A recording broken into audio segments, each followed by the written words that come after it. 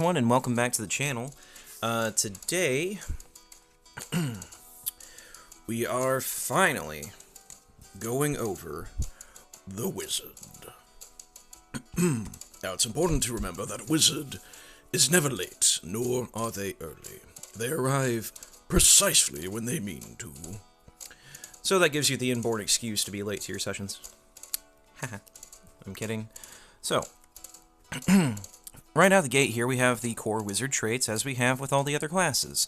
Now, wizards, their primary ability is intelligence, and they get a d6 for their hit point die per wizard level. They are squishy. Stay away from up-close combat. Now, their proficiency saving throws are in intelligence and wisdom. Now, in their skill proficiencies, they get to choose 2 from Arcana, History, Insight, Investigation, Medicine, Nature, or Religion. And they are proficient in simple weapons, and they have absolutely no armor training. Now, their starting equipment, they get to choose from A or B. A is 2 daggers, an arcane focus, a quarterstaff, robe, spellbook, a scholar's pack, and 5 gold pieces, or 55 gold pieces. Now, as you'll find out in a session you play, being a wizard is not cheap. They are one of the few classes that can find spells out in the wild in scrolls and stuff and copy them down into their spell books, but that requires money and special ink. Now, wizards are defined by their exhaustive study of magic's inner workings. They cast spells of explosive fire, arcing lightning, subtle deception, and spectacular transformations. Their magic conjures monsters from other planes of existence, glimpses of the future, or forms of protective barriers. Their mightiest spells change one substance into another, call meteors from the sky, or open portals to other worlds. So, yes, you can cast meteor like you are Sephiroth. So, most wizards share a scholarly approach to magic. They examine the theoretical underpinnings of magic, particularly the categorization of spells into schools of magic. Renowned wizards such as Bigby, Tasha, Mordenkainen, and Yolande have built on their studies to invent iconic spells now used across the multiverse. The closest a wizard is likely to come to an ordinary life is working as a sage or a lecturer. Other wizards sell their services as advisors, serve in military forces, or pursue lives of crime or domination. Giggity. But the lure of knowledge calls even the most unadventurous wizards from the safety of their libraries and laboratories and into crumbling ruins and lost cities. Most wizards believe that their counterparts in ancient civilizations knew secrets of magic that have been lost to ages, and discovering those secrets could unlock the path to a power greater than any magic available in the present age. So, when you become a level 1 wizard, when you're just a wee lad, you gain all the traits in the table listed above, and if you do multi-class, you get that as well. Now, your core features that you get out the gate at level 1 is spell casting. You get access to 3 wizard cantrips of your choice. Light, Mage Hand, and Ray of Frost are recommended. I'm more of a Firebolt man myself. It's more of the poor man's Eldritch Blast, but you pick whichever one you want. Whenever you finish a long rest, you can replace one of your cantrips from this feature with another wizard cantrip of your choice, which is very nice. It gives you more versatility. When you reach wizard levels 4 and 10, you learn another cantrip of your choice from the wizard table. Now, wizards, they have a spell book. Your wizardly apprenticeship culminates in the creation of a unique book. Your spell book. It is a tiny object that weighs 3 pounds, contains 100 pages, and can be read only by you or someone casting Identify. You determine the book's appearance and materials, such as a gilt-edged tome or a collection of vellum bound with twine. I'm a vellum bound in twine man myself. The book contains the level 1 and up spells you know, and you start with 6 level 1 wizard spells of your choice. Detect Magic, Featherfall, Mage Armor, Magic Missile, and Sleep, and Thunderwave are recommended. Featherfall is very situational, but it has its uses. Mage Armor is very good. Magic Missile always hits Sleep, unless they change it up a little bit, I don't usually recommend. Thunderwave is a pretty decent one, though. And whenever you gain a wizard spell after level 1, you get to add 2 wizard spells of your choice to your spellbook. Each of these spells must be of a level for which you can cast, as shown in the table that we're going to show a little later. Now, spell slots. The wizard features table shows how many spell slots you're going to get, and we'll go from there.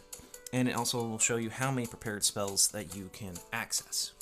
So, moving right along, let's show you guys this. Alright, so, this here is the table that we've shown with many of the other classes. Wizards is a little more extensive because they are very spell heavy. Wizards can learn the most spells out of any class in D&D. Now, the number of spells on your list increases as you gain wizard levels, as shown in the prepared section above. Now, whenever that increases, you get to choose additional spells until the number of spells on your list matches the table. The chosen spells must be of a level that you can cast with your spell slots. And, for example, if you're a level 3 wizard, your list of prepared spells can include 6 spells of levels 1 and 2 in any combination from your spell book. Now, if any other wizard feature gives you spells that you can always have prepared, those don't count against the number of spells you can prepare with this feature. Now, when it comes to changing your prepared spells, you can do that on a long rest. Now, your spellcasting ability is going to be Intelligence, and your focus is any of the arcane focuses that are provided to you further on in the equipment section of the book. Now, at level 1, you gain Ritual Adept. You can cast any spell as a ritual if that spell has a ritual tag and the spell is in your spell book. You needn't have the spell prepared, but you must read from the book to cast the spell in this way. I like that because there's some pretty banging ritual spells out there, and it kind of sucked back in 2014 to just have to always have that prepared short of special features. Now, at level 1, you also gain Arcane Recovery. You can regain some of your magical energy by studying in your spell book. Whenever you finish a short or long rest, you can choose expended spell slots to recover. The spell slots can have a combined level equal to no more than half your wizard level rounded up, and none of those slots can be level 6 or higher. For example, if you're a level 4 wizard, you can recover up to 2 levels worth of spell slots, regaining either 1 level 2 spell slot or 2 level 1 spell slots. Once you do this, you can't do it again until you finish a long rest, which is pretty fair.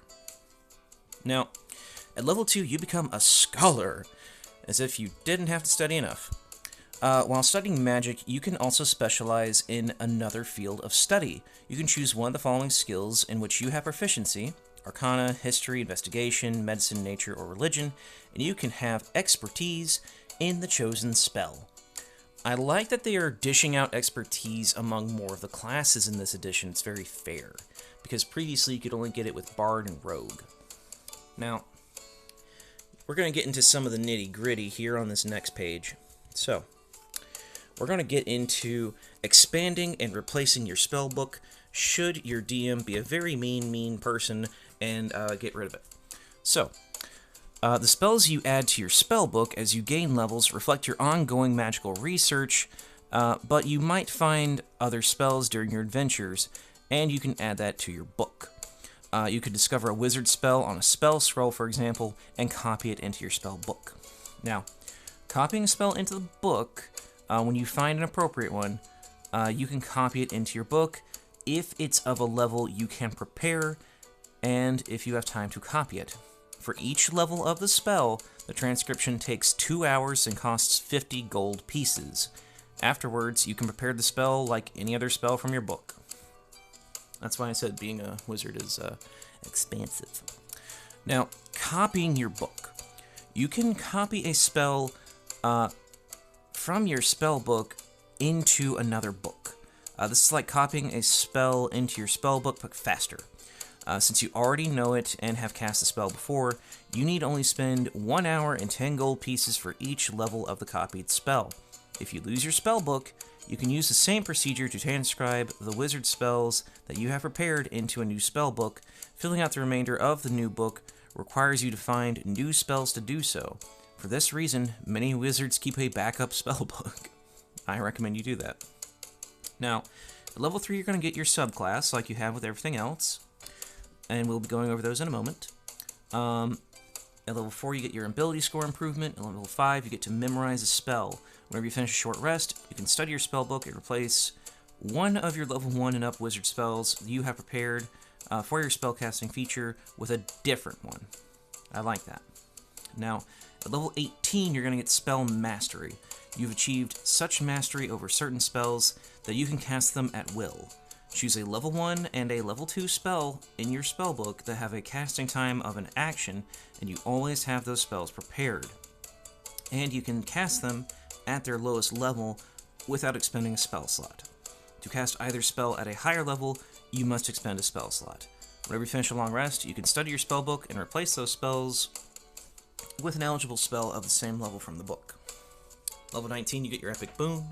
And level 20, you get your signature spells. These are your bread and butter. This is your Avada Kedavra, and etc. You get to choose 2 level 3 spells in your spellbook as your signature spells. You always have those spells prepared, and you can cast each of them once at level 3 without expending a spell slot.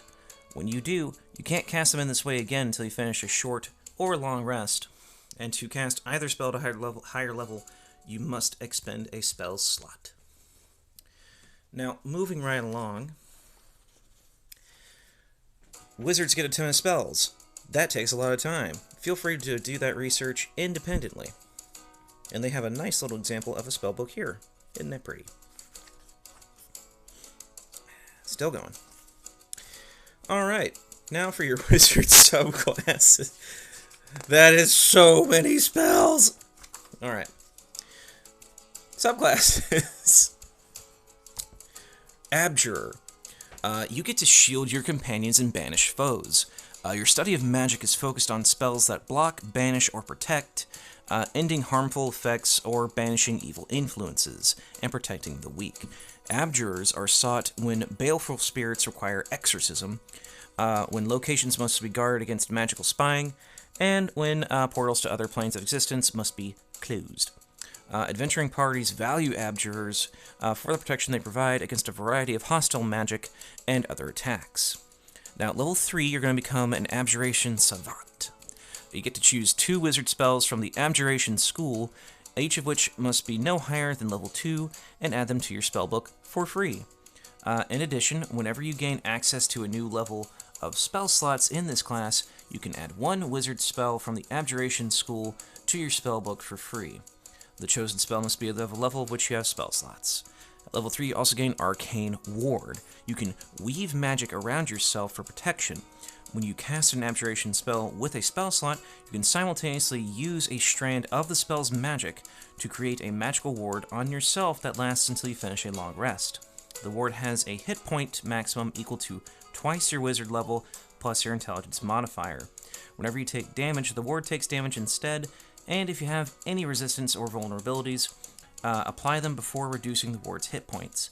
If the damage reduces the ward to 0 hit points, you take any of the remaining damage, and while the ward has 0 hit points, it can absorb damage, but its magic remains. And whenever you cast an Abjuration spell with a spell slot, the ward regains a number of hit points equal to twice the level of the spell slot. Alternatively, as a bonus action, you can expend a spell slot, and the ward regains a number of hit points equal to twice the level of the spell slot expended. Once you create the ward, you can't create it again until you finish a long rest. That is a lot. That is a lot. So, to summarize, you make a bubble. It protects you. Bubble has HP. Burn spells to restore HP. Easy peasy. Now, in level 6, you get a projected ward. When a creature you can see within 30 feet of yourself takes damage, you can use a reaction to cause the arcane ward to absorb the damage. If this damage reduces the ward to 0 hit points, the warded creature takes any remaining damage, and if that creature has any resistances or vulnerabilities, apply them before reducing the ward's hit points. So if you do it on your barbarian buddy, and they're resistant to everything because they are raging, ipso facto, they have that resistance. It's pretty handy. I like that. Now, at level 10, you get Spell Breaker. You always have Counterspell and Dispel Magic prepared. In addition, you can cast Dispel Magic as a bonus action, and you can add your proficiency bonus to its ability check. When you cast either spell with a spell slot, that slot isn't expended if the spell fails to stop the spell. That is busted. I like it. I'm here for it. Now, level 14, you gain Spell Resistance. You get advantage on saving throws against spells, and you have resistance to the damage of spells, which is pretty good in the long run.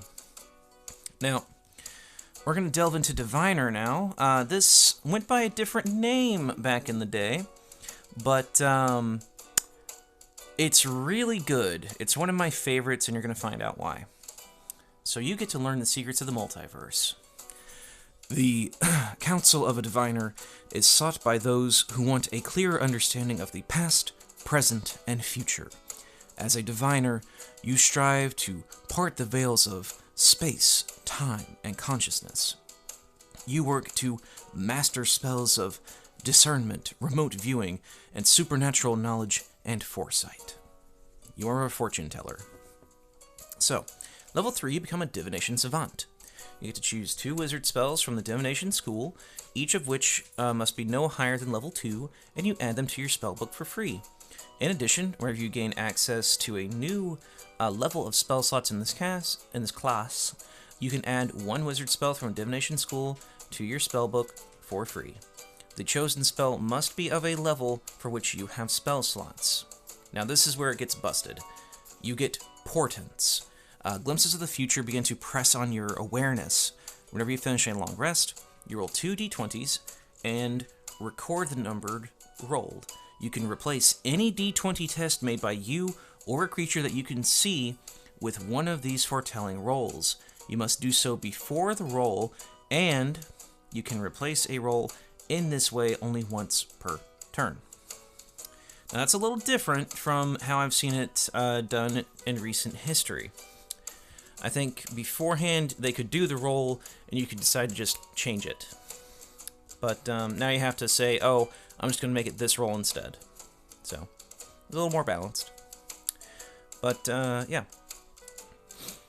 So, level 6 you become an expert at divination. Casting divination spells comes so easily to you that it expends only a fraction of your spellcasting efforts. When you cast a divination spell, using a level 2 spell slot, you regain 1 expended spell slot. The slot you regain must be of a level lower than the slot you expended and can't be higher than level 5. So for example, if you have a used level 1 spell slot, you cast a level 2, you can replace a level 1 spell slot. Now, at level 10, you're going to get the third eye. You can increase your powers of perception. As a bonus action, you can choose one of the following benefits, which lasts until you start a short or long rest. You can't use this feature again until you finish a short or long rest. You can gain dark vision with a range of 120 feet. Now, I know a lot of you say, oh, I already have dark vision. Well, yours is usually limited to about 60 feet, so it's doubling that. Now, you can also get greater comprehension. You can read any language, which is really good. Or you can see invisibility without expending a spell slot. Both of these are really good. And then you get, at level 14, a greater portent. The vision of your dreams intensify and paint a more accurate picture in your mind of what it is to come. You can roll 3 d20s for your portent feature rather than 2. So that's a little underwhelming compared to the rest of it, but I do still like the class as laid out so far. Alright. Ignore that for now. That doesn't exist. We're going to move on to Evoker instead. Now, you create explosive elemental effects. You cast Fireball, and you do it very well. Your studies focus on magic that creates powerful elemental effects such as bitter cold, searing flame, rolling thunder and crackling lightning, and burning acid. Some evokers find employment in military forces, so I guarantee you that's a 90% figure, serving as artillery that blast armies from afar. Others use their power to protect others, while some seek their own gain. That's the other 10%. Now, you're an evocation savant. You get to choose 2 wizard spells from the evocation school, each of which must be no higher than level 2, and you get to add them to your spellbook for free. In addition, whenever you gain access to a new level of spell slots in this class, you can add 1 wizard spell from the evocation school to your spellbook for free. Chosen spell must be of an appropriate level of which you have spell slots. Now, at level 3, you're going to get a potent cantrip. Your damaging cantrip effects even creatures that avoid the brunt of the effect. When you cast a cantrip at a creature and you miss with that attack roll, or the target succeeds on their saving throw against the cantrip, the target takes half damage instead, but suffers no additional effects from the cantrip. So that's pretty good. Like, really good. Because I believe at that level, most of your cantrips go up by another die. I might be mistaken, but it's still really good. So, level 6, you get to sculpt spells. You can create pockets of relative safety within the effects of your evocations. When you cast an evocation spell that affects other creatures that you can see, you can choose a number of them equal to 1 plus the spell's level of the chosen creatures to automatically succeed on their saving throws against the spell. And they take no damage if they would normally take half damage on a successful save. So you can shoot fireball at your friends to hit 1 person and be fine. Now, at level 10, you get an empowered evocation. Whenever you cast a wizard spell from the evocation school, you can add your intelligence modifier to 1 damage roll of that spell. So let's say you cast something that does 66. You can add your intelligence modifier to 1 of the 6s. Now, at level 14, you get to overchannel. You can increase the power of your spells. When you cast a spell with a spell slot through levels 1 through 5 that deals damage, you can deal maximum damage with the spell on the turn you cast it. The first time you do so, you suffer no adverse effect, but if you use this feature again before you finish a long rest, you take 2d12 necrotic damage for each level of spell slot immediately after you cast it. This damage ignores resistance and immunity, and each time you use this feature again before finishing a long rest, the necrotic damage per spell level increases by 1d12. That's some high risk, high reward stuff, and I'm here for it. That is well balanced. I like that. It helps you negate someone casting fireball and doing max damage. Now, here is this fun little guy. This is what we call an illusionist. You specialize in magic that dazzles the senses and tricks the mind, and the illusions you craft make the impossible seem real. Now, at level 3, you are an illusion savant. So, you choose 2 wizard spells from the illusion school, each of which must be no higher than level 2, and add them to your spellbook for free. In addition, whenever you gain access to a new level of spell slots in this class, you can add 1 wizard spell from the illusion school to your spellbook for free. The chosen spell must be of level for which you have spell slots. Now, at level 3, you get improved illusions. You can cast illusion spells without providing verbal components. And if an illusion spell you cast has a range of 10 or higher feet, you can increase the range by 60 feet. You also know the minor illusion cantrip, and if you already know it, you learn a different wizard cantrip of your choice. The wizard cantrip doesn't count against the number of cantrips you know. Doesn't count against the cantrips you know. And you can create both a sound and an image with a single casting of minor illusion, and you can cast it as a bonus action. If you know what you're doing, that is a very busted feature. Now, at level 6, you gain phantasmal creatures. You always have Summon Beast and Summon Fae spells prepared, so this is your summoner kind of class that people have been asking for. Whenever you cast either spell, you can change its school to Illusion, which causes the summoning creatures to appear spectral. You can cast the Illusion version of each spell without expending a spell slot, but casting it without a slot halves the creature's hit points. Once you cast either spell without a spell slot, you must finish a long rest before you can cast a spell in that way again. You know, I'd take that deal. That's a damn good deal. Those are very good spells. This is really good, actually. Level 10, you get Illusory Self. When a creature hits you with an attack roll, you can take a reaction to impose an illusory duplicate of yourself between the attacker and yourself. The attack automatically misses you, and then the illusion dissipates. You can create a freaking shadow clone! That's amazing! Once you use this feature, you can't use it again until you finish a short or long rest, but you can restore your use of it by expending a level 2 or higher spell slot, and no action required. At level 10, that's a drop in the bucket, man. That is really good. And then at level 14, Illusory Reality. You have learned to weave shadow magic into your illusions to give them make them semi-real. When you cast an illusion spell with a spell slot, you can choose one inanimate, non-magical object that is part of the illusion and make that object real. You can do this only once per turn as a bonus action while the spell is ongoing.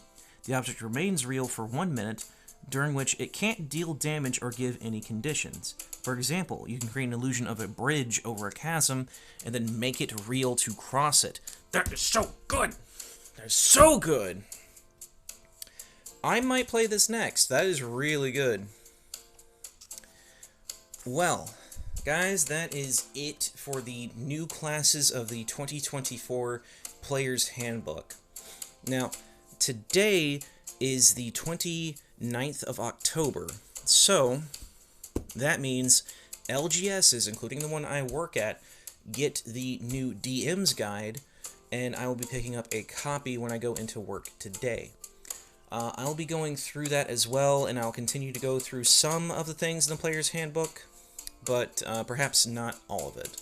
I implore you to do your own independent research, and if you enjoy my content, if you like what you're seeing, like, subscribe, share, comment, do whatever. And I really appreciate you guys trudging through all these with me. I hope you all have a great day, and, you know, just stay out of trouble out there. Alright, see you next time.